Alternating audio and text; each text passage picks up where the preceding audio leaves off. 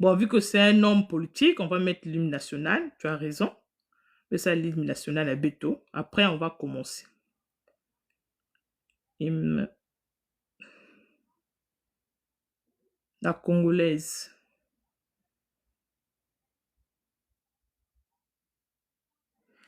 Soutiens le live, hein. Toi qui me demandes l'hymne national. Ah, merci beaucoup. Faut soutenir le live comme ça.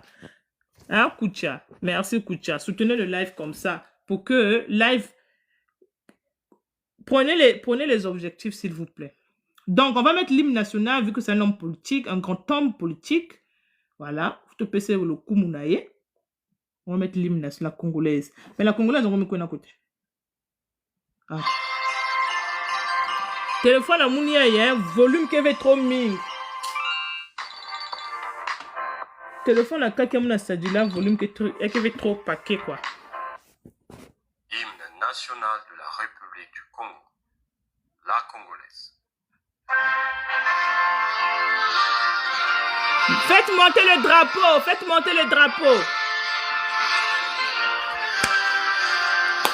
Une langue lui s'achève, un gros bonheur a surgi. Chantons tous avec ivresse le chant de la liberté. Congolais debout fièrement partout, proclamant l'union et notre nation, oubliant ce qui nous divise, soyons tous unité jamais. Vivons pour notre devise, unité, travail, progrès. Vivons pour notre devise, unité, travail, progrès.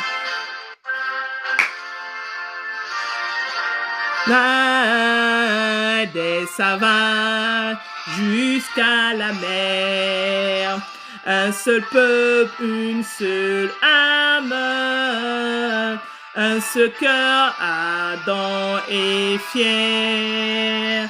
Luttons tout tant que nous sommes pour notre vieux pays noir. Congolais debout fièrement partout, proclamant l'union et notre nation, oubliant ce qui nous divise, chantons tous, unité jamais. Vivons pour notre devise, unité, travail, progrès. Vivons pour notre devise, unité, travail, progrès.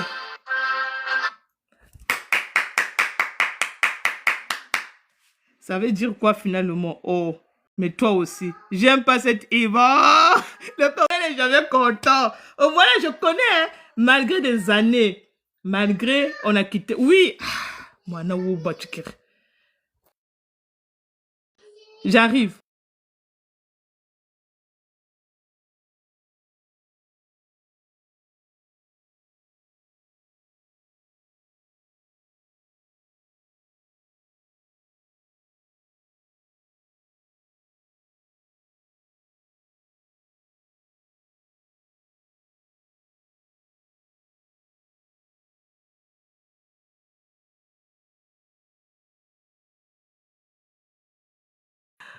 Bon, je n'ai pas changé depuis plus que 15 ans. Vous voyez, non, l'hymne national, malgré des années, mais j'ai toujours cet hymne national dans ma tête, dans mon cœur. Ça veut dire que le Congo, loin des yeux, mais près du cœur. On aime vraiment ce pays-là. Tu n'as à jouer dans son souvenir, l'hymne national. Donc, ça veut dire que l'amour que j'ai pour ce pays-là, non, et le comme sous la famille. Donc, sans plus tarder, on va inviter Monsieur Mirassa. Il est déjà à 18h41. Nous sommes en retard. Ça fait plus de 41 minutes, d'accord? Excusez-nous. L'émission devait débuter à 18h, mais comme toujours, on est toujours... Il est là, il est là. Monsieur Mirassa, je vous ai envoyé l'invitation. Vous pourriez accepter l'invitation, s'il vous plaît. Les demandes, c'est après la famille. Les demandes, c'est pas maintenant. Là, maintenant, je vous demande juste de soutenir le live, s'il vous plaît. Soutenez le live en tapotant, soutenez le live en prenant les objectifs. C'est là, c'est tout ce que je vous demande. Partagez et soutenez le live. Bah, tapotage qui veut. Ben tapoter, ben partager. Monsieur Mirassa, est-ce que vous pouvez prendre la demande, s'il vous plaît? Ben tapoter Ming, s'il vous plaît. Bah, l'autre qui va en apprendre. Monsieur Mirassa, mais Félix Beno. Mais Félix, une invitation, papa. Ah, il est là. Vous voyez? Est-ce que Kento vous a déjà monté? Hein? Kento vous a Déjà déjà accepté l'invitation. Ah, vous êtes là. Ah, nous sommes très contents, très joyeux. Monsieur Mirassa, bienvenue sur TikTok, sur la chaîne de Kento Mundele. Ah, Monsieur Mirassa, peut-être qu'il m'a quitté là. Bienvenue vraiment, papa, bienvenue. Merci beaucoup. Donc, nous sommes vraiment contents, nous sommes ravis sur le panel de Kento. Voilà. Et soyez les bienvenus encore une fois de plus. Donc, je vais encore essayer de récapituler. Pour ceux qui ne savent pas, ce soir, on va recevoir Monsieur Mirassa, voilà, sous nos panels au Mbongi. Alors, ça, c'est le Mbongi où on parle de tout sauf rien. Ici, on discute. Il y a trop de bruit. Les Congolais disent qu'il y a un bruit de votre côté, Monsieur Mirassa. Ah, pas de notre côté. De mon côté, il n'y a pas de bruit. Peut-être mon pépé. S'il y a un bruit, c'est certainement ailleurs que chez moi ici. Il est au bord du fleuve. Les Congolais demandent si vous êtes au bord du fleuve. Si je suis... Au bord du fleuve. Non, je ne suis pas au bord du fleuve. Je suis, pour ceux qui connaissent Brazzaville, je suis à la commune de Mungali. Donc, je suis l'avenue de la Paix. Ok, dans la commune de Mungali. Est-ce qu'il y a un ventilateur qui est à côté de vous, peut-être? Il y a un ventilateur, mais si on fait, on l'arrête. Ah oui, c'est ça qui fait ça, c'est le ventilateur. Mais comprendre. On l'a arrêté. Ah, merci. Là, c'est bon. Mais comprendre, l'autre là, peut-être il fait chaud en ce moment. Il fait très chaud ici. Ah, il fait très chaud, c'est pour ça. Ah, ma coûte me paie, ma batte mes zones. Alors, Monsieur Mirassa, vous pouvez vous présenter. J'ai fait une petite présentation. Vous-même aussi, pour ceux qui ne connaissent pas, mais je sais que tout le monde connaît Monsieur Mirassa, mais pour ceux qui ne connaissent pas, pour une bonne compréhension, vous pouvez encore leur dire qui vous êtes réellement. Bon, merci. Mais Koufoua, fungo la micro. Mais faut dire micro, hein. Mais faut micro, hein.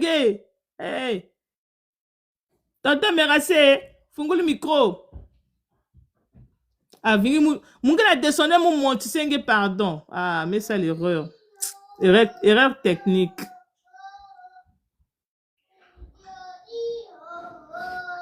La famille, on va renvoyer, hein. On va renvoyer l'invitation. Tout à l'heure, je viens de faire une petite erreur. Oui, mais c'est l'erreur, mais bloquer l'autre linge. Mais bloquer l'autre linge, ok. Attends, on va vous mettre en gros. Activez le micro. Mais activez, c'est bon, papa. C'est bon.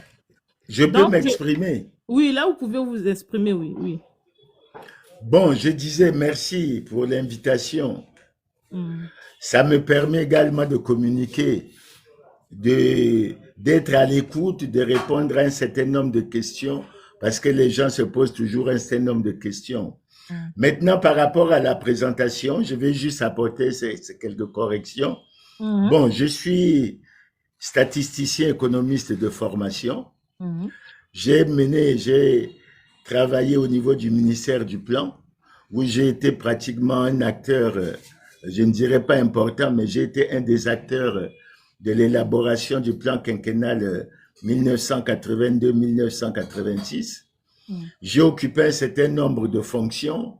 J'ai été directeur général de l'Institut national de la statistique. À l'époque, ça s'appelait Centre national de la statistique et des études économiques. Par la suite, j'ai été, je ne vais pas oublier cette parenthèse, j'ai été au secrétariat du comité central chargé de la gestion et des activités économiques du parti. Par la suite, j'ai été ministre du commerce et des approvisionnements et de la consommation avec pour premier ministre Milongo. Par la suite, j'ai été ministre du développement industriel, de l'artisanat et de la pêche. Puis par la suite, j'ai été directeur général de l'économie. Puis j'ai fini en tant qu'administration à être conseiller économique et aux affaires internationales du ministre des Finances, notamment Roger Rigobert Andeli. Donc voilà sommairement présenté. Au plan politique, je suis président du Parti social-démocrate congolais. Actuellement, je suis en même temps président du Rassemblement des forces du changement et j'ai participé à beaucoup d'alliances, notamment l'alliance URD qui avait pour président Bernard Kolela, pour vice-président Jean-Pierre Tissé Chikaya. J'ai été également avec le PCT au niveau de l'URD-PCT, par la suite URD-FDI. Bon, puis j'ai pris part à plusieurs plateformes de l'opposition et nous continuons à mener le combat. Donc voilà, sommairement présenté. Sinon, je suis de l'opposition et je dois dire que je suis de l'opposition pratiquement depuis 92. Donc depuis que le président Pascal Lissouba a été élu, je suis à l'opposition.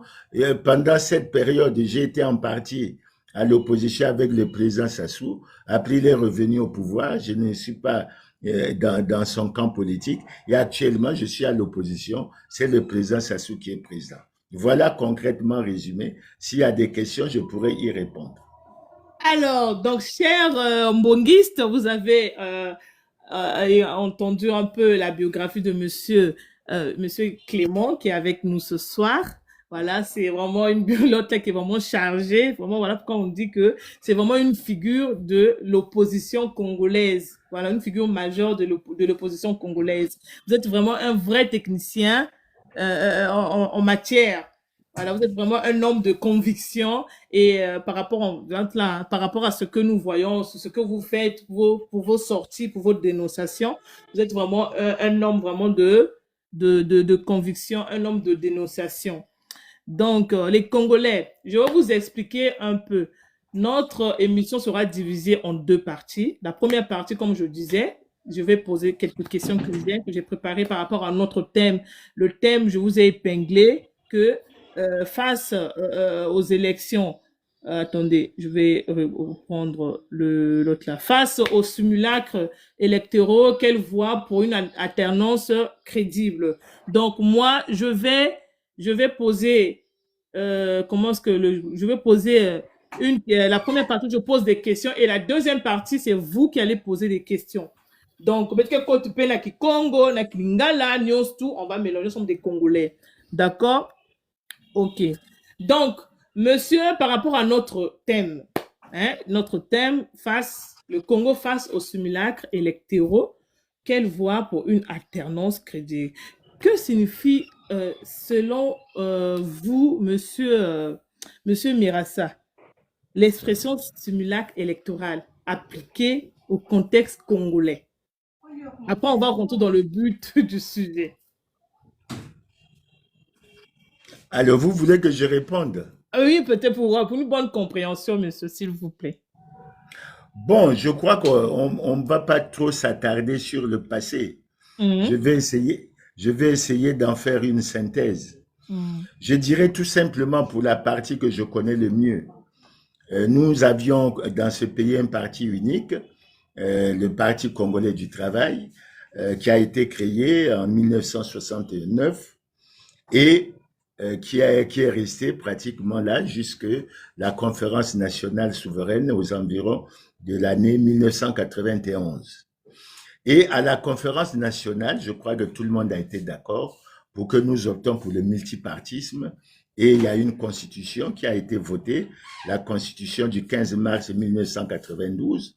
Et cette constitution prévoyait pour le Congo un mandat présidentiel de 5 ans une fois rééligible.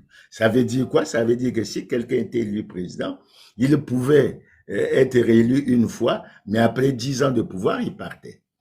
Mais malheureusement, quand le président Pascal Lissouba a été élu, au cours de ce que nous considérons comme la seule élection libre, démocratique, transparente et crédible et apaisée qui a été organisée en 1992, elle a été organisée avec André Milongo comme Premier ministre, avec Monseigneur Kombo qui était au niveau du Conseil supérieur, etc.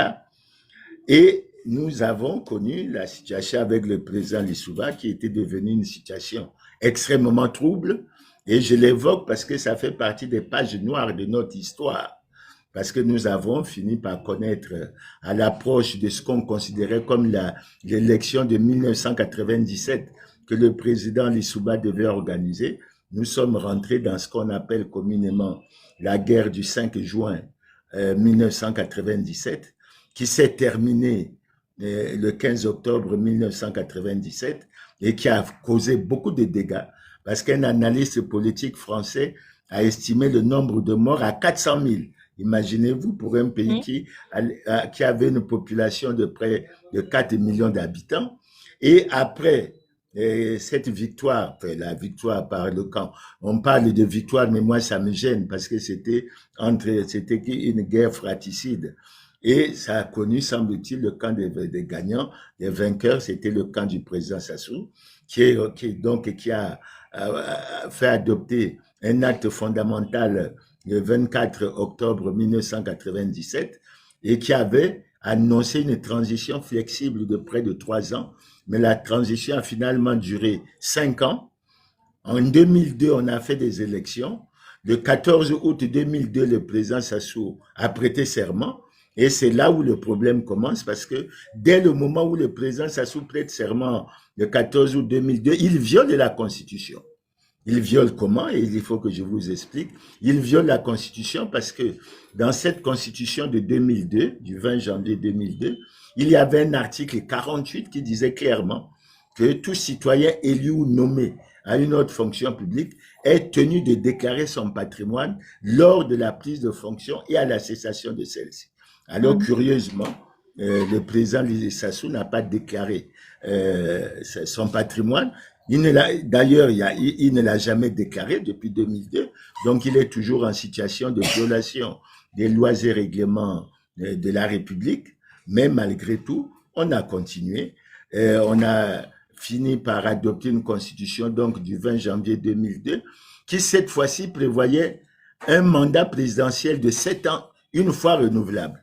Mais curieusement, à l'approche de la fin de cette période, on a entendu des voix s'élever pour dire qu'il fallait changer la Constitution. En fait, on voulait changer la Constitution coûte que coûte pour que le président Sassou demeure au pouvoir. Et aujourd'hui, il y a des preuves. La preuve la plus flagrante a été apportée par l'ancien président du Conseil constitutionnel français, Jean-Louis Debré, qui avait donné un témoignage frappant en disant que le pouvoir de Brazzaville lui avait envoyé un émissaire pour qu'il voie comment on pouvait changer la Constitution pour permettre au président Denis Sassou Nguesso de conserver le pouvoir. Donc, en fait, le changement de Constitution en 2015 n'était pas le fait de ce qu'on a cru dire en disant qu'on voulait faire évoluer les institutions, mais c'était une volonté manifeste de demeurer coûte que coûte au pouvoir. Et c'est cette volonté qui demeure jusqu'à aujourd'hui. Donc, alors, le président Sassou est resté au pouvoir. On a eu l'élection en 2016 qui a eu une caractéristique particulière pour beaucoup de Congolais. Il devait avoir un deuxième tour qui devait opposer Jean-Marie Michel Moukoko à Guy Brice Parfait Kolela, et beaucoup d'analystes estiment que c'est par la force que le PCT s'est imposé au pouvoir, et on a continué. En 2021, le président, déjà en 2016, il y a 2 candidats, à savoir Jean-Marie Michel Moukoko et André Okombe Salissa, qui sont aujourd'hui en prison, ils sont dans leur 10e année de prison. Ils étaient candidats, ils n'ont jamais voulu reconnaître les résultats de cette élection jusqu'à aujourd'hui, malgré les pressions qui ont été faites sur eux. En 2021, il y a eu l'élection Guy-Brice Parfait Kolela était candidat, et vous savez qu'il est mort pratiquement le jour de l'élection, c'est-à-dire le 21 mars 2021, et on constate que chaque fois, quand il y a élection, les opposants ils se retrouvent soit en prison, soit ils sont morts, et aujourd'hui, on est en train de préparer l'élection de 2026, on est pratiquement à près de 90 jours. C'est-à-dire, dans 3 mois, on devrait aller. Maintenant, pour être précis dans la question que vous avez posée, la seule élection libre, transparente, crédible et apaisée qui a été organisée pendant cette période, c'est celle de 1992. Les autres ont été organisées dans l'irrespect total des lois et règlements de la République. Et aujourd'hui, on s'apprête à vivre la même chose parce que moi, je considère, lorsque je fais mes analyses, qu'on ne va pas vers une élection, mais on va vers un hold-up électoral, sinon ce qu'on appelle en droit un coup d'État constitutionnel. Et pourquoi je le dis? Parce que le PCT, le Parti congolais qui est au pouvoir, n'est pas en conformité avec la loi. Et le président de la République, Denis Sassou Nguesso, n'est lui-même pas aussi en conformité avec la loi. Bon, quand je l'ai dit, les gens disent que c'est des choses graves, mais c'est des choses vraies. Il ne s'agit pas de la langue de bois, il s'agit du droit. Et en matière de droit, c'est les constats qui sont faits sur les preuves, sur les faits qui sont connus. Donc aujourd'hui, le président Sassou est en train de préparer, fait, je crois avec le PCT, le congrès du PCT, pour certainement se préparer à annoncer sa candidature. Je ne sais pas comment ça sera, mais il y a un problème quand même, il faut le reconnaître. Le président Sassou n'est pas en conformité avec la loi, alors que depuis 2002, 2009, 2016, 2021, il a prêté le serment de respecter et de faire respecter la Constitution. C'est un des aspects, mais en fait, il n'a jamais respecté ce serment. Mais je rappelle que lorsque j'ai suivi la prestation de serment du président Alassane Ouattara, il y a une phrase qui m'a plu, c'est lorsqu'il a dit que lorsqu'il trahit le serment qu'il a prêté, ben le peuple lui retire la confiance. Donc je pense que dans le cas du Congo, de façon similaire, avec toutes les violations dont le président Sassou a été responsable, le peuple devrait lui avoir retiré la confiance. Mais au Congo, nous sommes encore loin du respect des lois et règlements de la République, et c'est la situation que nous vivons. Donc voilà, voilà, chère madame. Ça veut dire Oui. aujourd'hui, la question dont nous posons aujourd'hui, on ne doit plus croire à l'alternance par les urnes. L'alternance, pour y croire, il faut que le peuple congolais prenne son destin entre les mains. Parce que je le dis pourquoi. Parce qu'en 2016, les conditions d'organisation d'élections n'étaient pas bonnes. À l'époque, moi, j'ai présidé la commission électorale de ce qu'on appelait la plateforme FROCAD-IDC. Nous avions plusieurs candidats. Il y avait Claudine Minari, il y avait Pascal Tati Mabiala, il y avait Guy-Brice Parfait Kolela, il y avait André Okombi Salissa, il y avait Jean-Marie Michel Moukoko. Et à l'époque, nous avons pensé que quelles que soient les conditions mises en place par le système du président Sassou, nous allions aux élections, on est parti et les résultats ont été bons. Je vous prends un exemple pour les statistiques que je connais. À Pointe-Noire, par exemple, Jean-Marie Michel Moukoko avait plus de 100 000 voix d'après les résultats officiels, alors que le président Sassou avait autour de 30 000 voix. Et dans beaucoup de départements, notamment dans le Niari, dans l'Alekoumou, dans la Bouenza et dans le Poul, vraiment l'opposition avait eu de très bons résultats, ce qui fait penser que l'opposition avait quasiment gagné, et c'est là où apparaît un peu la situation que le Cameroun connaît actuellement, c'est-à-dire la notion de protection des résultats. Donc, à notre avis, l'alternance peut se produire. Vous voyez qu'au Cameroun, aujourd'hui, Issa Chiroma Bakari se débat dans un combat où il estime que c'est lui qui a gagné l'élection. Il a été soutenu par la population. Donc, c'est pour dire que le rôle de la population est extrêmement important, non seulement pour la participation ou la décision de participer à l'élection, mais surtout pour la décision de la protection des résultats. Parce que vous venez de suivre ce qui s'est passé en Guinée-Bissau. Évidemment, quand ça c'est mon analyse, quand le président qui était en exercice a senti, il a constaté qu'il était battu, au lieu de laisser l'opposition passer pour faire l'alternance, mais il a préféré fomenter un coup d'État et tout le monde sait comment ça s'est passé, etc. Donc, c'est au peuple congolais d'assumer la responsabilité, de prendre son destin entre les mains. S'il faut aller pour une grande participation, parce que aujourd'hui, nous disons et nous répétons que les conditions permissives pour la tenue d'une élection libre, transparente et crédible et apaisée ne sont pas réunies. Et la question, il faut poser la question au peuple congolais, que faisons-nous? Il y a des acteurs politiques qui ont déjà commencé à annoncer leur candidature. Au rassemblement des forces du changement où je suis le président, nous pensons qu'il faut continuer à nous battre pour les conditions permissives. Nous pensons ce que nous voyons parce qu'on a déjà commencé à voir les opposants, les dits opposants qui sont là, ils ont déjà commencé à battre campagne. Et on se pose des questions. Qu'est-ce qui se passe réellement? Bon, réellement, ce qui se passe, il faut aller vers les fondamentaux. On crée un parti pour chercher le pouvoir.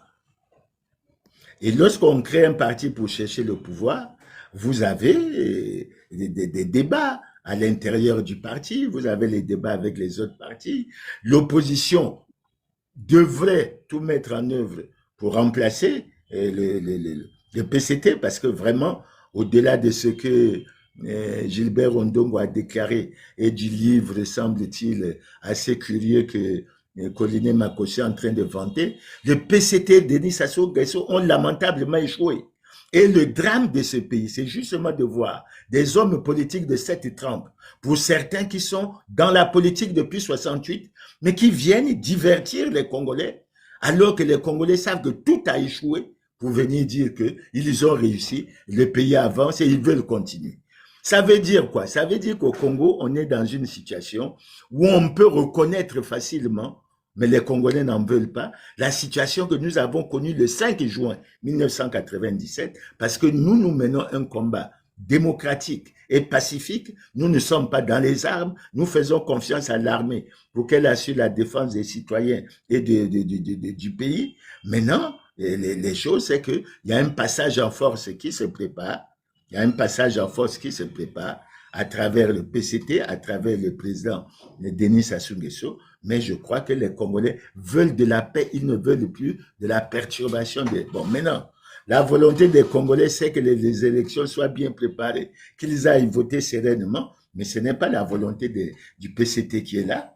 Et pour preuve, vous avez par exemple le président du Sénat qui avait déclaré en 2021 que on ne peut pas prendre le risque de perdre le pouvoir parce que vous ne savez pas ce que c'est que la perte du pouvoir. Ça veut dire que quoi qu'il en soit, coûte que coûte, nous devons continuer à rester là. Et dans la même veine, il y a un dignitaire du PCT, à savoir Jean-Bruno Richard Itois, qui avait déclaré dans sa circonscription à Olombo en disant « Tant que nous n'avons pas fini de développer ce pays, nous ne quitterons pas. » Donc vous voyez, les élections, c'est en fait une mascarade avec des acteurs politiques qui en fait ont des agendas cachés et pour eux, dès l'élection, ils l'ont pratiquement gagné avec le bilan négatif qu'ils ont. Et c'est ça le drame du pays. Mais nous continuons à mener le combat, nous conscientisons la population, nous essayons de faire un certain nombre de... Maintenant, les partis politiques, il y en a beaucoup qui se sont prononcés déjà. Je peux vous en citer pour ce que j'ai suivi à travers les médias. Il y a déjà, bon, j'entends dire que Frédéric Ntoumi sera candidat.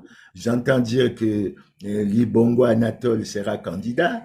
J'entends dire que Vivien Manango sera candidat. Destin Gavé sera candidat. Dave Mafoula sera candidat. Il y a à peine quelques jours, Mabio Mavungu Zinga sera candidat. Donc, si vous prenez rien que l'opposition, ceux que je cite là, ils sont déjà 6. J'ai suivi également que Bedel Sousa, qui réside en France là-bas, sera candidat. Donc, on est déjà 7. Si on compte les candidats de l'opposition, je crois, bon, Angios Ngambe sera aussi candidat. Donc, je compte à la voler comme ça. Vous avez déjà 8 candidats.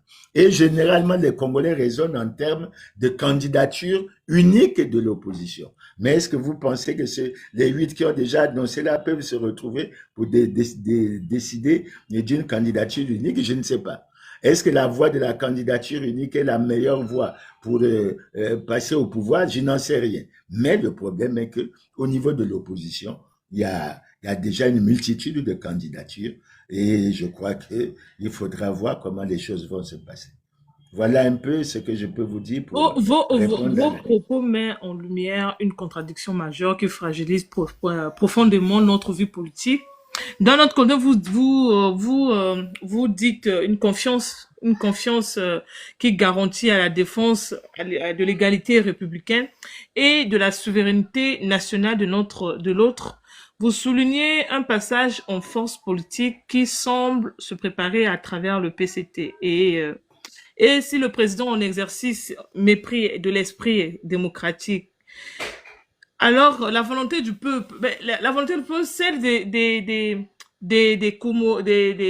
Congolais que vous avez évoquées est claire. La paix, la stabilité et des élections bien préparées permettent à chacun de voter librement. Mais aujourd'hui, nous voyons que les Congolais ne sont pas libres. Les Congolais sont pris au piège par rapport à la politique que le dictateur Sassou Nguesso mène dans notre pays. Tout à l'heure, vous avez dit que c'est aux Congolais de prendre des responsabilités. Comment est-ce que les Congolais vont prendre des responsabilités alors que cette jeunesse est abandonnée à elle-même, cette jeunesse vive dans la peur? Et je ne sais pas, cette question-là, je ne sais pas si vous avez des réponses par rapport à cette question. Non, moi je peux vous dire, j'ai une réponse. Mhm. Nous avons fait un recensement général de la population, je crois en 2021. Il semble qu'on nous a dit que la population congolaise en 2021 s'est élevée à 6 142 180 habitants. Et dans cette population, il y a 76% des jeunes. Mais ma sœur, mais la majorité de ceux qui sont dans les manifestations organisées par le président Sassou, qui prennent 2000 francs, mais ce sont les jeunes. Si les jeunes ont choisi, Exactement. si les jeunes ont choisi de se suicider et de sacrifier leur avenir, pourquoi je le dis? Mais il faut essayer de tenir compte d'un certain nombre d'indicateurs dans ce pays. Le président Sassou a déclaré le 12 août 2006 que, à cause de l'embellie financière due à la montée des prix du baril du pétrole, le Congo engrangeait des excédents budgétaires. Certains analystes ont estimé ces excédents budgétaires à 14 000 milliards de francs CFA. Et le 12 août 2026, le président Denis Sassou Nguesso, devant le Parlement réuni en congrès, c'est-à-dire devant les députés et les sénateurs, a reconnu qu'il y avait des excédents, que cet argent allait être déposé dans un compte de stabilisation à la Banque centrale et qu'aucun franc ne serait retiré de ce compte sans loi de finances rectificative. Et il a ajouté que chaque année, la Cour des comptes allait faire un audit qui allait être rendu public. Mais est-ce que vous savez que depuis 2006 jusqu'à aujourd'hui, aucun audit n'a jamais été fait? Est-ce que vous savez que le Congo est en crise? Même le recensement, est-ce que le recensement... Le recensement? Oui, pas d'audit, pas de recensement. Non, le recensement, je peux vous donner mon avis. Mais je ne vais pas donner mon avis sur le recensement en tant qu'homme politique. Je vais le donner aux statisticiens, en tant que statisticien, parce que je suis quand même un homme de chiffres. Oui, oui. Le recensement qui a été fait en 2023, sur lequel les Congolais fondaient leurs espoirs ou fondent leurs espoirs pour aller à la biométrie, pour que nous ayons la maîtrise du corps électoral, pour qu'on puisse élaborer des listes électorales fiables. Mais ce recensement pose des problèmes. Parce que quand vous prenez les 5 départements de la partie sud, hors Brazzaville et Pointe-Noire, et vous prenez maintenant il y en a je crois un peu plus, mais à l'époque il y en avait 5 aussi, à savoir les plateaux, la cuvette ouest, la Sangay, la Likwala. La partie septentrionale qui avait une population nettement inférieure à celle des districts ou des départements de la partie sud, ils sont pratiquement au même niveau maintenant. D'après ce recensement, la population de la partie sud du Congo pourrait être estimée aujourd'hui à 1 291 000 habitants et la partie nord à 1 284 000 habitants. Donc, il y a plus que 7 000 habitants qui séparent. Et il faut parier qu'au prochain recensement... Monsieur Mirassa, est-ce que ce recensement de 2023, je pense que c'est en 2023 qu'ils ont fait le recensement, a-t-il été réalisé selon les standards scientifiques fiables? Mais même s'ils disent qu'il a été réalisé selon des standards fiables, lorsque les résultats sont donnés, il y a un certain nombre de questions, il y a un certain nombre d'interrogations et il faut que vous soyez capable d'apporter les réponses.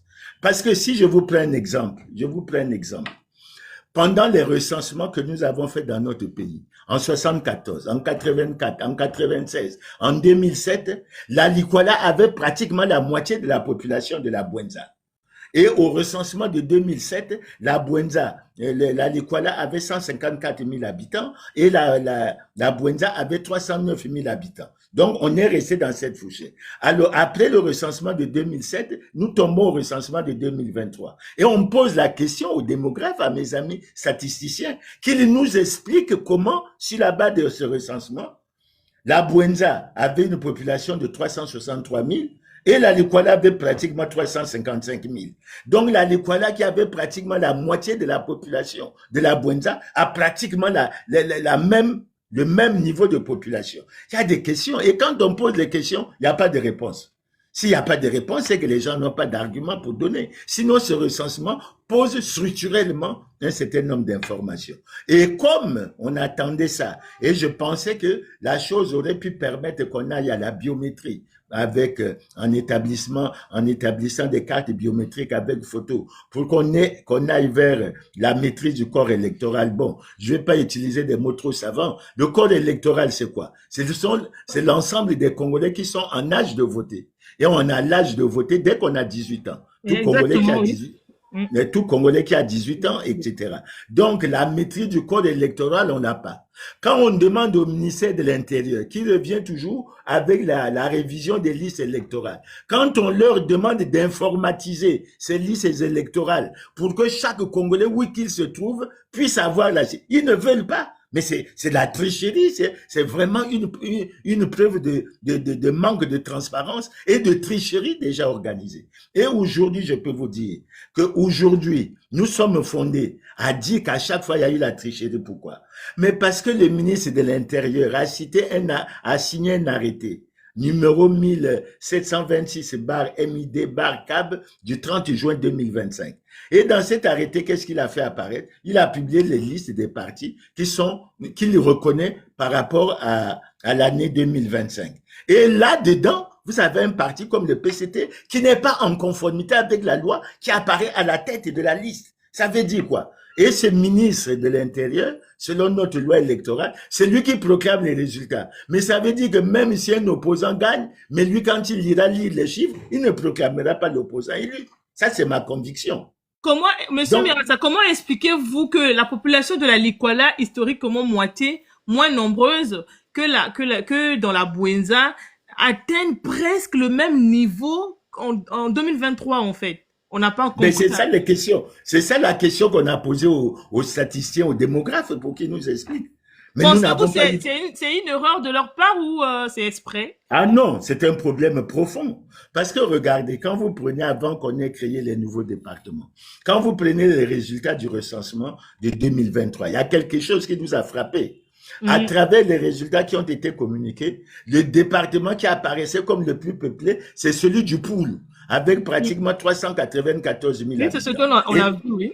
Et nous, on a dit qu'on n'a pas besoin d'être statisticien ou quoi, mais avec les événements que le Poul a connus, avec la destruction des villages, avec les exécutions sommaires, avec le bilan qu'on a connu, avec le déplacement de la population vers la Bouenza et vers d'autres départements, comment le Poul pouvait être déclaré être le département le plus peuplé. Nous avons dit qu'il y avait beaucoup de distorsions qui méritaient des explications et des réponses. Mais l'Institut national de la statistique n'a jamais voulu donner des réponses. Et à partir de ce moment, parce que ce que le PCT oublie, et qu'il faut le rappeler, c'est que lorsque le Centre national de la statistique et des études économiques a réalisé, sous le président Lissouba, le recensement de 1996, mais quand on est revenu de guerre, le pouvoir du président Sassou n'a pas voulu valider les résultats de ce recensement, estimant qu'on avait gonflé les chiffres dans les zones qui étaient favorables au président Lissouba et qu'on avait minoré dans les zones qui étaient favorables au président Sassou.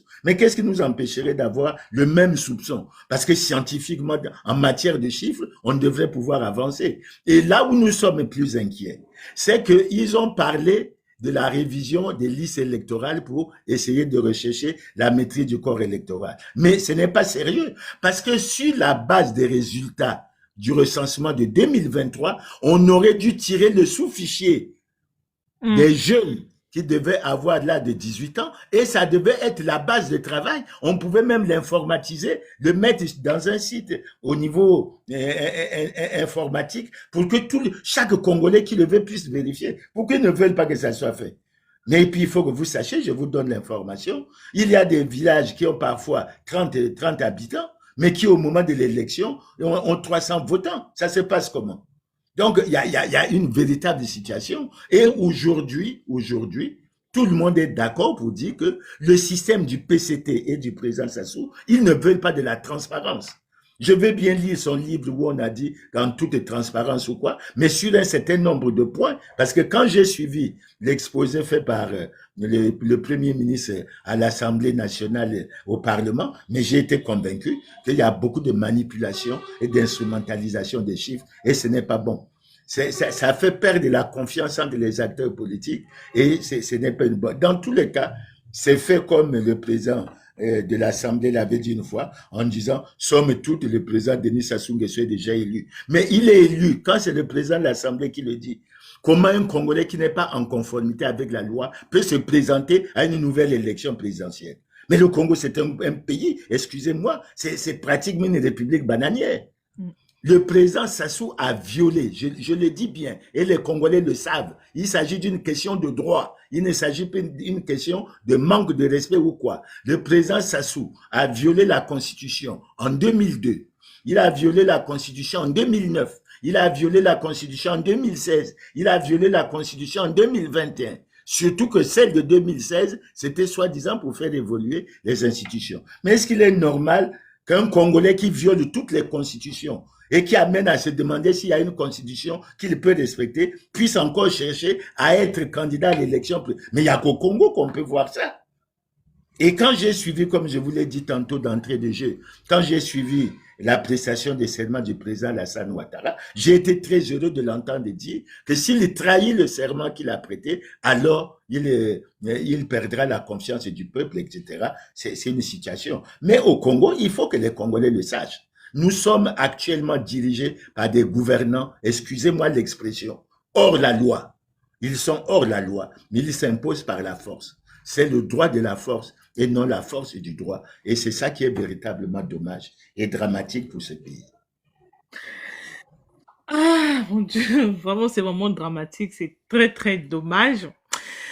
Alors, donc, ce que vous dites, c'est que la continuité au pouvoir, malgré des violations répétées de la Constitution, pose un problème de légitimité et de respect des règles fondamentales.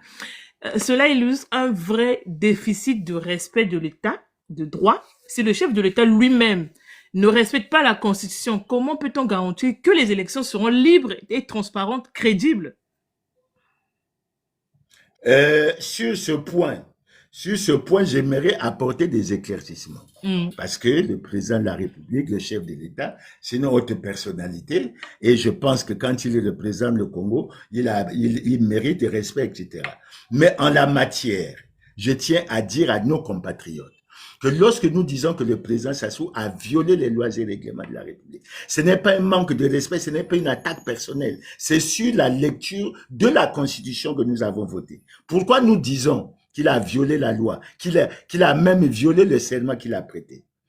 Quand vous prenez notre loi, notre constitution, si vous prenez la constitution du 20 janvier 2002, ou vous prenez la constitution du 25 octobre 2015, dans la constitution du 20 janvier 2002, il y a un article 48 qui ressemble pratiquement à l'article 55 de la constitution du 25 octobre 2015.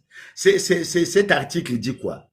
Tout citoyen élu ou nommé à une autre fonction publique est tenu de déclarer son patrimoine lors de sa prise de fonction et à la cessation de celle-ci. Ça veut dire quoi? Ça veut dire que le 14 août 2002, lorsque le président Sassou a prêté le serment, il aurait dû, au même moment, déclarer son patrimoine. Ce qu'il n'a pas fait. Il a violé la loi. En 2009, il a encore violé la loi. Il n'a pas déclaré son patrimoine. En 2016, il a violé la loi. Il n'a pas déclaré son patrimoine. En 2021, ça veut dire quoi? Est-ce que le président Sassou est au-dessus des lois? Je dis non. Parce que l'article 15 de notre Constitution dit clairement que tous les citoyens congolais sont égaux devant la loi et ont droit à la protection de l'État. Nul ne peut être favorisé ou désavantagé par rapport à son origine familiale, ethnique, par rapport à sa condition sociale ou par rapport à ses convictions politiques, philosophiques, religieuses et autres. Les choses sont claires. Le président Sassou est un citoyen comme tous les citoyens. Et l'article 50 de notre Constitution dit clairement que tout citoyen congolais doit se conformer à la Constitution et aux lois et règlements. À partir du moment où je fais ça c'est le premier constat. Le deuxième constat que je fais, parce que je ne vais pas énumérer tout, je vais m'arrêter à 2 ou 3. Le deuxième constat que je fais, mais c'est que le président Denis Sassou Nguesso est président du comité central du Parti congolais du travail, c'est-à-dire président du Parti congolais du travail, en violation flagrante de l'alinéa 2 de l'article 80 de la Constitution qui dit clairement que le mandat du président de la République est également incompatible avec toutes les responsabilités au sein d'un parti politique. Le parti politique qu'il préside, qui n'est pas en conformité avec la loi, aurait dû être sanctionné par rapport à l'article 31 de la loi 20-2017 du 12 mai 2017 qui dit clairement qu'en cas de violation de loi en vigueur par un parti ou un groupement politique ou de troubles à l'ordre public, le ministre de l'administration du territoire suspend par voie d'arrêter le parti concerné et procède à la fermeture provisoire de ses locaux. Mais la question, pourquoi le PCT n'est pas sanctionné? Et c'est le PCT qui vient avec arrogance dire qu'ils ont réussi. Mais que vous ne respectez pas les lois et vous dites que vous avez réussi. Fondamentalement, quand vous ne respectez pas les lois d'un pays, mais vous êtes hors la loi, vous devez être immédiatement sanctionné. Mais c'est la situation actuelle. Maintenant, le danger, c'est quoi? Les Congolais doivent prendre conscience. Ça fait peser une menace sur la paix. Les gens qui nous dirigent font peser des menaces sur la paix et sur la perturbation de la paix au Congo. Et c'est très grave, c'est très dangereux. Je crois qu'ils devraient se ressaisir et essayer de prendre des dispositions pour que les choses soient mieux suivies mais quand vous ne respectez pas les lois et vous voulez être candidat à l'élection présidentielle, faut que les Congolais sachent que c'est un danger pour le pays. Et moi, je suis de ceux qui disent, les Congolais préfèrent se taire. Ils disent que s'ils parlent, on va les agresser. Ils retournent au Congo, oui. Et s'ils parlent, mais moi je parle, je dis ce que je pense, quand bien même on fait peser des menaces de mort, parce que si nous ne défendons pas notre pays, si nous ne défendons pas l'intérêt supérieur de notre pays, et que nous laissons notre pays en otage entre un groupe de personnes qui l'ont pris en otage, mais ce n'est pas sérieux. Ce n'est pas sérieux. Voilà un peu. J'espère que j'ai apporté l'éclaircissement. Merci beaucoup, Monsieur Clément. En fait, sur l'application de la loi, pourquoi, selon vous, l'article 31 que vous avez cité de la loi n'a-t-il pas été appliqué au PCT, malgré des violations similaires à celles d'autres partis? Existe-t-il des mécanismes de contrôle ou des recours pour garantir que tous les partis respectent la loi de manière légale? Mais ça, ma sœur, dans un pays qui se dit démocratique, mais le Congo n'est pas un pays démocratique. Il y a un abus de langage lorsque les gouvernants disent le Congo est classé selon l'indice de démocratie parmi les pays à régime autoritaire, c'est-à-dire une dictature. Et généralement, les Congolais doivent prendre conscience que s'ils ne prennent pas le destin de leur pays entre leurs mains dans une dictature, on n'organise pas les élections pour les perdre. On organise pour continuer à regarder ce qu'on a vécu en Guinée-Bissau. Pourquoi? La question que tu poses, elle est très intéressante. Mais parce qu'il n'y a pas de contre-pouvoir. Parce que l'Assemblée et le Sénat ne sont rien d'autre que des chambres d'enregistrement, de résonance. Sinon, ces institutions qui devaient jouer le rôle de contre-pouvoir, qui devaient contrôler l'action du gouvernement sur ces matières, ben, se complaisent. Quand il y a interpellation du gouvernement, ça se termine bien, ah, le pays marche bien. Mais le pays marche bien. Et vous voyez le scandale. Des gens qui se vantent d'avoir pratiquement la meilleure gouvernance du pays, mais qui ont quand même le mérite d'avoir enfoncé le pays dans la catastrophe et dans la ruine, et d'avoir enfoncé les Congolais dans la misère et dans la souffrance. Aujourd'hui, poser la question aux Congolais, c'est la misère. Regardez le nombre de grèves. Et Colonel Makosso vient amuser les gens en disant, ils vont continuer, ils vont... Mais pourquoi ils vont continuer? Et ma soeur, il faut que je te donne l'explication. Pourquoi ils vont continuer? Mais vous prenez le premier ministre congolais. Il gagnerait, dit-on, 25 millions. Au-dessus du président Trump des États-Unis. Les 25 millions par mois. Vous ne trouvez pas que c'est un abus qu'un premier ministre congolais puisse gagner plus que le président américain? Vous ne voyez pas que c'est vraiment curieux qu'un ministre d'État congolais puisse gagner plus que le premier ministre japonais? Vous ne voyez pas que c'est du curieux qu'un ministre congolais simple, gagne plus que le premier ministre chinois qui gagne 1,39 million francs par mois et le ministre congolais gagne 10 millions? Quelles sont les raisons qui font ces raisonnements avec un pays comme la Chine et les autres? Donc, vous voyez bien que on a fait de la politique une voie, non pas pour servir le peuple ni le pays, mais pour se servir. Et à partir de ce moment, on est dans des scandales, vous les apprenez dans comment ça s'appelle, les paradis fiscaux, ils vont cacher l'argent là-bas, vous apprenez dans les biens mal acquis, et j'ai été surpris, Colonel Makosso m'a fait sourire quand il a fait son exposé devant le Parlement. Il dit qu'en ce qui concerne la lutte contre la corruption, le Congo a gagné 14 points, mais c'est vraiment, ça m'a fait très mal en tant que statisticien. Pourquoi? Parce que effectivement, en 2023, l'indice de perception du Congo, de la corruption du Congo, était de 22 sur 100, médiocre. En 2024, il était de 23 sur 100. Alors, au lieu d'expliquer aux Congolais que c'est médiocre et qu'il faut qu'on s'améliore, il dit non, on a gagné 14 points. C'est faux.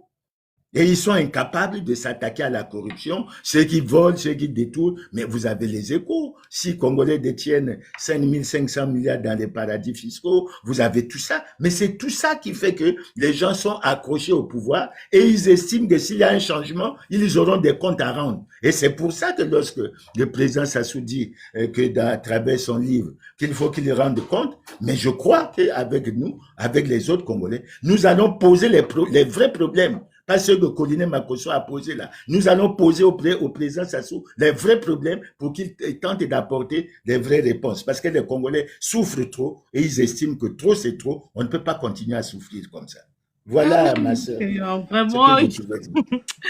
La famille Tapoter le live. Nous sommes en live avec monsieur Clément Mirassa. Voilà, vous le connaissez dans son franc-parler. Vous le connaissez, le seul homme de l'opposition qui dénonce réellement, qui dit ce qu'il pense, en fait, selon les articles, selon la loi, en fait, de notre loi. Donc, la famille, s'il vous plaît, est-ce que vous pouvez continuer à tapoter le live, à partager le live? Nous sommes 130 personnes en train de suivre ce live.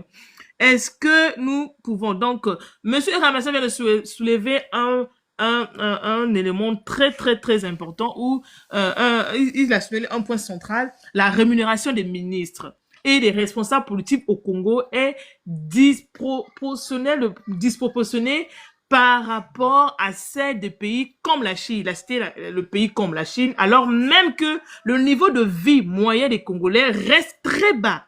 Cela illustre que la politique est parfois perçue non comme un service public, mais comme un enrichissement personnel dans notre pays. Et il a encore souligné que le peuple congolais doit se lever. C'est ce qu'on dit toujours. Le peuple congolais doit prendre ses responsabilités. Nous perdons notre temps à être dans les choses qui ne sont pas, qui sont inutiles en fait. Namakama Goda, Namakama Yami Takala, Yamakama non, il y a des vrais problèmes. Le Congo est à terre. Le Congo est à terre. Prenons nos responsabilités. On a peur de dénoncer une situation parce que non, j'ai des parents au Congo, parce que moi, je retourne au Congo, parce que, mais si aujourd'hui, si toi, Congolais, de la République du Congo, si tu dénonces pas ta situation de ton pays, si tu ne parles pas, si tu ne dis pas tout haut, tu dénonces, qui va venir dénoncer à votre place? Qui viendra dénoncer à votre place, la famille? Donc, posez des questions, mais posez des questions. Vous n'avez pas posé des questions, posez des questions. Monsieur Clément, il est là. Hein? Donc, Mais, ma sœur, je vais te dire quelque chose. Il y a un de nos compatriotes que j'admire beaucoup. Il s'appelle Alphonse Ndongo. Il a fait une étude et il a enquêté sur les salaires des ministres africains. Et les ministres qui sont les mieux payés, ministres c'est simple, je ne parle pas des ministres d'État, les ministres qui sont les mieux payés, c'est les ministres congolais. Hey. Un ministre congolais gagne 10 millions. 10 millions? Oui, d'après son étude, hein, un ministre congolais gagnerait 10 millions. La Côte d'Ivoire, qui en 2026 a un budget de 17 350 milliards de francs. Par mois, c'est par mois. Un ministre ivoirien gagne 10 millions. Donc la moitié de ce que gagne un ministre congolais. Un ministre gabonais gagne 3 800 000. Mais prenez le cas typique qui me fait réfléchir. Parce que nos responsables qui voient comment la population vit, le Sénégal, un ministre sénégalais gagne 3 800 000. Le premier ministre sénégalais gagne 4 300 000. Le président sénégalais gagne 4 800 000. Donc un ministre simple au Congo gagne plus que le double de ce que gagne le président sénégalais. Mais en vertu de quoi? Et quand on prend le SMIC, le SMIC au Congo est de 70 400. Regardez l'écart. En Chine, 70 400, mais j'aurais appris c'était à 100 000. Non? C'est 70 400 le SMIC. Non, il y a deux choses. Il faut distinguer deux choses. Il y a le salaire le plus bas à la fonction publique. Le salaire le plus bas à la fonction publique est de 90 000. Mais le salaire minimum interprofessionnel garanti, il est de 70 400. Hey. Mais quand vous prenez la Chine, quand le président chinois gagne 1 39 000, le plus bas salaire, puisque là-bas, ça différencie par rapport aux différentes régions, mais la région qui a le plus bas salaire en Chine, c'est 143 000 francs. Donc, vous voyez, le plus bas salaire en Chine, c'est 143 000 francs. Le président gagne 1 39 000. Mais au Congo, le salaire minimum interprofessionnel garanti est de 70 400 et le ministre gagne 10 millions. Le ministre d'État gagne 15 millions. Le premier ministre gagne 25 millions. Et quand on leur fait des propositions pour dire nous souffrons, allons à la réduction du train de vie de l'État. Ça veut dire quoi? Qu'un ministre, au lieu de gagner 10 millions, il peut gagner 5 millions. On ne dit pas qu'il ne doit pas être bien payé. Non, ça, ils ne veulent pas du tout entendre. Ils viennent de voter le budget. Ils viennent de voter le budget pour 2026. Que ce soit la réduction du train de vie de l'État, que ce soit la lutte contre ceux qui ont détourné l'argent, tout ça, ils ne veulent absolument rien entendre.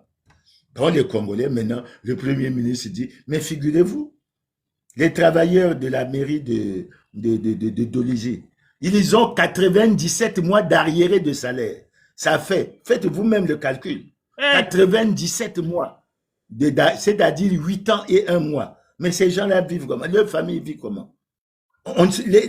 Les gens qui sont là, ils sont là pour se servir. Ça les intéresse. Des milliards, Dungu Zidane, sans compter Dungu Zidane. Mais il n'y a pas que lui, hein. Il y en a qui ont... Quand je vous prends le cas de ceux qui ont les 6 Congolais qui ont 5 500 milliards dans les Panama Papers, mais le plus riche d'entre eux a plus de 2 000 milliards.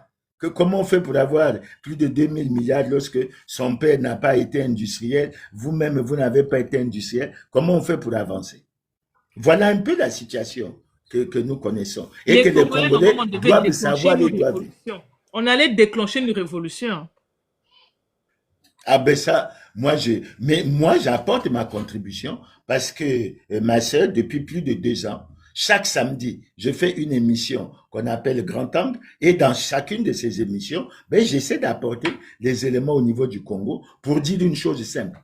Ce pays a besoin de changement et de rupture. Et moi, je n'ai pas honte de dire que le président Sassou et le PCT ont lamentablement échoué. Mais le drame du pays, c'est que malgré le fait qu'ils aient lamentablement échoué, mais ils veulent absolument continuer à rester au pouvoir. Et c'est ça l'un des drames du pays. Les Congolais doivent fortement méditer sur ces situations et avancer. Ils devraient au moins parler parce que ils n'ont qu'à lire l'article 25 de la Constitution qui garantit la liberté d'expression, donc chacun est libre de défendre ses opinions. Merci beaucoup, Monsieur Clément Merassa. Est-ce que vous pouvez tapoter le live, partager? Je vous ferai monter. Je vous ai dit, l'émission est divisée en 2 parties. Je finis mes questions et vous allez monter pour poser vos questions. Monsieur Merassa, parlons sur les salaires et le train de vie de l'État, hein, par rapport aux Congolais. Pourquoi, selon vous, le gouvernement refuse-t-il de réduire le train de vie de l'État?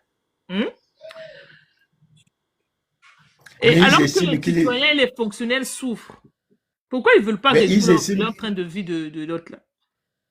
Ils estiment qu'ils travaillent bien, mais quand on regarde leur bilan, j'étais triste hier quand j'ai suivi le Premier ministre congolais. Il dit que non, en matière de dette, on est en train. Mais le même Premier ministre a déclaré en 2023 à Paris que notre dette était de 91% du PIB et qu'on s'acheminait pour la descendre à la norme communautaire de la CEMAC, qui est de 70%. Mais aujourd'hui, ma sœur, la dette congolaise, dont on n'explique toujours pas l'origine, qu'on a eu à cacher à une fois, mais en 2000, pendant que nous sommes là, elle est de 8500 milliards. Et avec l'eurobond qu'on est parti solliciter pour dire que maintenant on est sur les marchés financiers internationaux, tout ça, mais ça a davantage augmenté. Mais ça veut dire quoi? Et c'est là où je suis triste pour le pays, notamment pour les jeunes. Vous savez, on a eu des débats importants ici. Vous avez suivi les débats sur les terres avec le problème des Rwandais. Les accords qui, à de mon avis, Rwanda, pas oui. les accords avec le Rwanda. Mais on sacrifie les jeunes. Vous prenez la dette, on sacrifie les jeunes. Les 14 000 milliards qui avaient pratiquement été, dit-on, placés dans un compte. Mais on n'entend plus parler. Quand Merassa en parle, on dit que c'est l'opposition radicale. Mais comme les Congolais semblent trouver satisfaction dans ça, et beaucoup disent, ah non, nous on ne peut pas manifester, parce que si on manifeste, on va nous tuer. Mais on va vous tuer, vous allez faire. Ceux qui ne veulent pas manifester pour essayer de faire connaître leur position, ben, ils meurent. Je ne peux pas avoir aujourd'hui la notion de nombre de retraités qui meurent. Parce que quand vous prenez les retraités, Monsieur Merassa, excusez-moi, est-ce que vous percevez votre retraite? Mais je veux vous en parler. Et c'est même le drame. Nous avons, écoutez bien, 50 mois d'arriérés de pension. C'est-à-dire 4 ans et 2 mois. Et rien que pour l'année 2025, la dernière pension que nous avons touchée, c'est celle du mois d'août. On n'a pas touché la pension du mois de septembre, on n'a pas touché la pension du mois d'octobre, on n'a pas touché la pension du mois de novembre, et là, on va vers la fin du mois de décembre, donc 4 mois. Et imaginez-vous dans quelle situation les retraités passent leur fête. Mais ce n'est pas ça qui m'a choqué. Ma sœur, j'ai vu les images de nos opérateurs économiques qui sont partis vraiment essayer de plaider leur cause au ministère des Finances. Mais ils ont dit que beaucoup ont perdu leur maison à cause des crédits qu'ils avaient pris. Beaucoup n'arrivent plus à payer les frais de scolarité de leurs enfants. Et là, avant qu'on commence l'émission, j'ai lu sur les réseaux sociaux que même les travailleurs du ministère de l'économie forestière sont en grève. Mais la grève ici, regardez comment les gouvernants... On est choqués. Franchement, les Congolais... Regardez comment les gouvernants se moquent de nous. Colline Makosso a dit non, les salaires, les machins, quand on a un peu d'argent. Mais écoutez, quand quelqu'un a comme les travailleurs de la mairie de Mosenjo, 80 mois d'arriérés de salaire. Si vous lui payez 1 mois, il paye les dettes ou qu'est-ce qu'il fait? Vraiment, c'est triste. Et aujourd'hui, Brazzaville est calme. Il n'y a pas de joie, il n'y a pas de joyeux Noël. Il n'y en a pas. C'est véritablement triste. Et des gens comme ça qui ont plongé le pays dans la misère. Et ils viennent avec arrogance dire qu'ils ont bien travaillé, le président... Mais moi, j'ai dit clairement, ma soeur, et le président Sassou le sait, si ça ne dépendait que de moi, il faut que le président Sassou arrête. Et il faut qu'on aille à un changement et à une rupture. Voilà un peu mon point de vue sur Vraiment, cette il faut que situation. en fait, il veut jamais, il veut même pas entendre ce mot arrêter. Il veut même pas entendre le mot arrêter. Lui, pour lui, il n'a qu'à décider. Arrêter, c'est pas une Maintenant, insulte, hein. Arrêter, quand on lui je dit il vais est dire, incompétent, arrêter, ce n'est pas une insulte. Ah, eux, non, ils mais prennent c'est ça pas comme une une insulte. insulte. Mais ma soeur, il y a combien de présidents dans le monde qui font 40 ans au pouvoir? C'est dans les pays comme ceux de l'Afrique centrale qu'on voit ça. Regardez le président Biya, regardez le président Sassou, regardez le président Obiangema. Regardez, on nous a amené une affaire de troisième mandat. Mais cette affaire n'a fait qu'apporter des malheurs aux pays qui ont choisi cette option. Mais ce n'est pas. Mais d'ailleurs, quand on parle du président Sassou et quand on dit on arrête, etc., moi, ce qui me fait sourire, quand j'entends les gens du PCT, ils se vantent, le grand et glorieux parti qui gagne toutes les élections. Donc, le grand et glorieux parti qui gagne toutes les élections dans un pays qui a 6 millions, 142 180 habitants, ne peut pas trouver un autre candidat dans ce parti que Denis Sassou Nguesso. Mais enfin, mais les résultats sont là.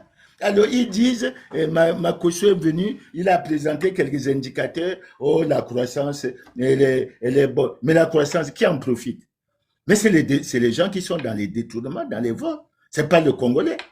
Et il n'y a pas longtemps, au cours d'une émission, j'ai décrié le fait que deux lycées d'excellence, je ne sais pas si ça a été réglé, à savoir le lycée d'Oyo, le lycée d'excellence d'Oyo et le lycée d'excellence de Mbunda, mais ne fonctionnaient pas parce qu'il n'y a pas d'argent.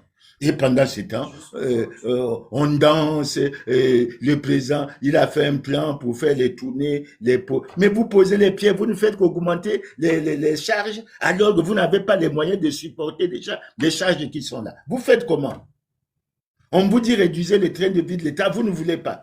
Non, mais je crois que ce pays-là a un problème. En fait, c'est dire, et je crois qu'il y a beaucoup de Congolais qui me font le reproche en disant, mais toi, tu t'es gauzi là. Tu ne sais pas que les gens ont dit que le pouvoir là, on l'a eu par les armes, et il faut que, si tu ne comprends pas que c'est pas, moi je dis, moi je ne suis pas dans les affaires des armes.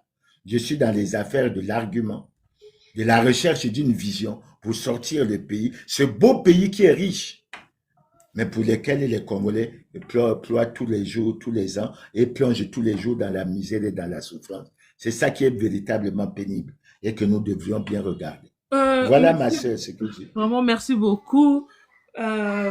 Sur les questions de, comment est-ce qu'on appelle ça?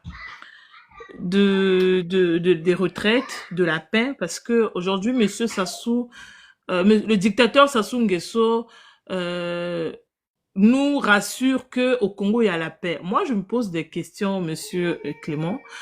Comment peut-on parler de la paix, de paix au Congo, alors que les retraités, vous nous avez dit, vous avez des arriérés de retraite depuis août, vous n'avez pas de salaire.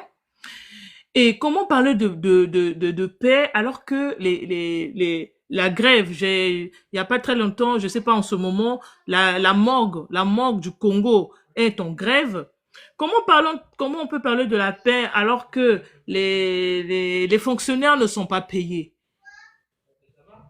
Comment on peut expliquer cela? Il nous rassure Mais, la mais, paix, il y a la paix au Congo, mais est-ce que... mais je vais vous compléter pour ce qui est de la situation des retraités. Je ne vous ai parlé que des arriérés, mais je touche ma pension à la valeur du point d'indice 160, alors que j'aurais dû la toucher à la valeur du point d'indice 300. Et ceci depuis 2017. Ça veut dire quoi? Ça veut dire que je touche en réalité, malgré ce grand nombre d'arriérés, je touche à peu près la moitié de ce que je devrais toucher.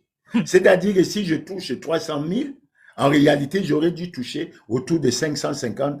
Donc, vous voyez, depuis 2017. Maintenant, j'ai bien retenu la phrase d'un opérateur économique qui, s'écriant au niveau du ministère des Finances, a dit, est-ce qu'on peut être en paix quand on ne mange pas? Voilà. Est-ce qu'on peut être en paix quand on vient vous ravir la maison? Est-ce qu'on peut être en paix quand on ne peut pas payer les frais de scolarité de son enfant? Mais quand je dis que nous avons touché en novembre la pension du mois d'août, mais comment on a fait pour vivre jusqu'à présent?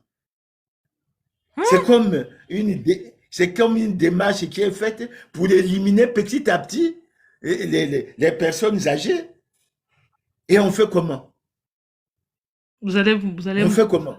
Et après, on vient parler de résilience, que on a bien le pays avant. Quand Colline Makosso j'ai suivi Colline Makosso, je me suis dit que vraiment, alors, dans ce pays, si les intellectuels, parce qu'ils sont certainement à certains postes, se permettent de faire déjà ce genre de déclaration, ben, ce n'est pas la peine. Ce n'est pas la peine. Parce que, ma sœur, si tu gagnes le SMIC au Congo, c'est-à-dire tu gagnes 70 400 francs, essaie de calculer. Par jour, tu peux dépenser combien? Par jour, tu ne peux même pas dépenser 2500 francs par jour. Attends. Et si tu dois payer le loyer, La vie coûte si tu toujours dois cher. manger, Mm. si tu dois payer le loyer, si tu dois manger, si tu as des enfants, tu dois te... Mais c'est terrible. On ne peut Terrible. pas s'en sortir. Mm. Et c'est véritablement grave, c'est véritablement dommage. Mais le constat est là. C'est pour ça que nous essayons de faire prendre conscience aux Congolais en disant, nous sommes un pays riche, nous ne devrions pas mériter la situation qu'on a. Et quand on prend la dette, aujourd'hui, si vous prenez la dette par tête d'habitant, ben, la dette, si on la rapporte à chaque Congolais, ben, chaque Congolais doit payer à peu près 1 million, j'arrondis, 1 400 000 francs pour qu'on éponge toute la dette. Mais si vous gagnez 70 400, ben pour rembourser les 1 400 000, il faut que vous ne touchez pas votre salaire pendant près de 20 mois. Est-ce que, Alors, monsieur vous Clément, allez rester affamé. c'est pas fait exprès, en Bah, fait, de pousser les Congolais au suicide? D'autres disent que c'est un remplacement, en fait. Ça se veut faire un remplacement. Ils veulent que tous les Congolais poussent au suicide collectif. non, les Est-ce que gens ce se n'est sont pas un enrichis. remplacement, en fait? Les gens se sont enrichis, malheureusement par le vol, par les détournements, par la fraude, par la concussion. Et ils pensent qu'ils sont devenus les maîtres du Congo. Vous vous pleurnichez.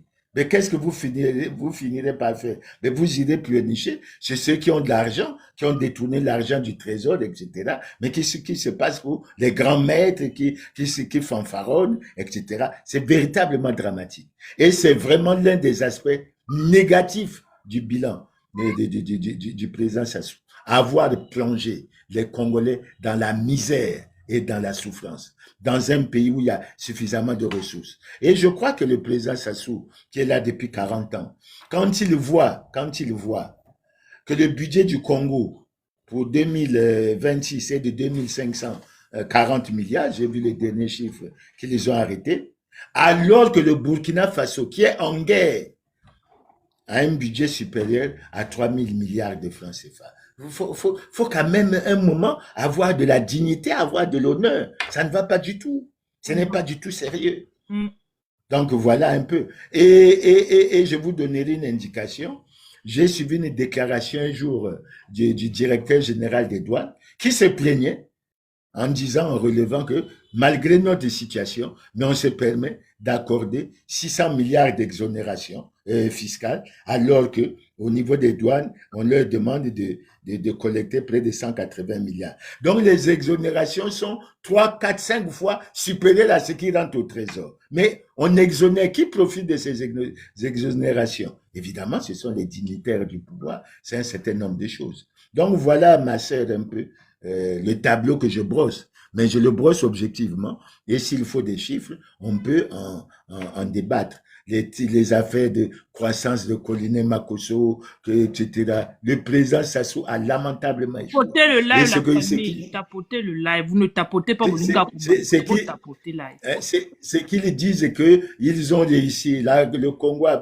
Mais déjà, ma soeur, tu sais bien quelque chose de si clair. On n'a pas d'eau, on n'a pas d'électricité. L'eau, c'est la vie. Déjà, nous n'avons pas d'eau. On fait comment? Voilà. Alors, le président s'assoit une stratégie pour endormir les Congolais. Chaque jour, il n'a jamais, depuis 40 ans, il n'a jamais terminé les projets. Et il a des projets à terminer. Et les Congolais sont dans la souffrance. Oh non, l'eau, ça va se faire. Mais comment un président qui a l'habitude de violer tout le temps la Constitution peut-il encore prétendre se présenter aux élections, en fait? Hein? Exactement. Quel est l'impact de ces violations-là, répétées à chaque fois? Où était la... Franchement, quel est l'impact, monsieur Clément, s'il vous plaît? Mais l'impact, c'est que même les acteurs politiques n'osent pas en parler. Il faut reconnaître une chose, il faut reconnaître une chose. Le système du PCT du président Sassou a mis en place un système de terreur dans le pays. Et n'importe qui ne parle pas. Il y en a même qui pensent qu'en parlant, bon, ben la nuit, on va venir l'enlever, Ah ben on oui, va c'est faire... ça. Mais nous devons défendre le pays. Regardez ce qui se passe pour les Koulouna, les bébés noirs. C'est vrai que nous avons souffert. Mais ce que le pouvoir n'explique pas aux gens, c'est ce qu'il devait Moigny, qui est député, qui a été emprisonné ici, évacué en France, en Turquie, dit-on qu'il est maintenant en France. Il avait dit que sous le président Sassou, sous le président Lissouba, nous avons mis un système en place pour créer l'insécurité dans le pays et faire monter la cote du président Sassou. Mais il faut qu'une enquête sérieuse soit menée sur cette affaire. Parce que c'est une affaire, une déclaration faite par une personne, mais qui touche des milliers et des milliers de personnes. Comment on en est arrivé là? Et moi, j'ai dit, notamment sur l'affaire des Koulouna, tout ça, j'ai dit, il faut relire la Constitution, les articles 8 qui disent que la vie humaine est sacrée, l'article 11 qui dit que la peine de mort est abolie. Il y a un certain nombre de dispositions. L'article 205 qui dit que la force politique, la force publique est apolitique et elle est soumise aux lois et règlements de la République. Il faut intérioriser tout ça.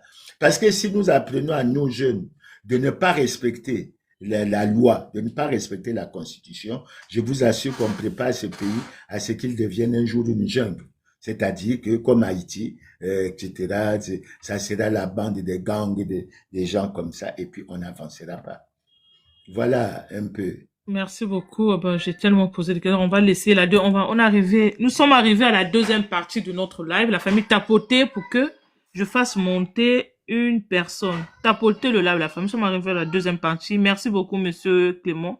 Je ferai monter des Congolais au fur et à mesure pour poser une petite question et voilà, attendez, je vous fais monter, ben tapoter. Vous venez seulement monter, vous voulez pas tapoter, hein? Ben tapoter, ben ça veut vous partager, ben ça veut vous tapoter depuis ta 40 000, hein? Mais tonton Judas. Tonton Judas na coach à mon chien qui tapoter pour nous partager. Mais quoi, vous veut vous partager, que ça veut vous soutenir sur Ringé, hein? Ah!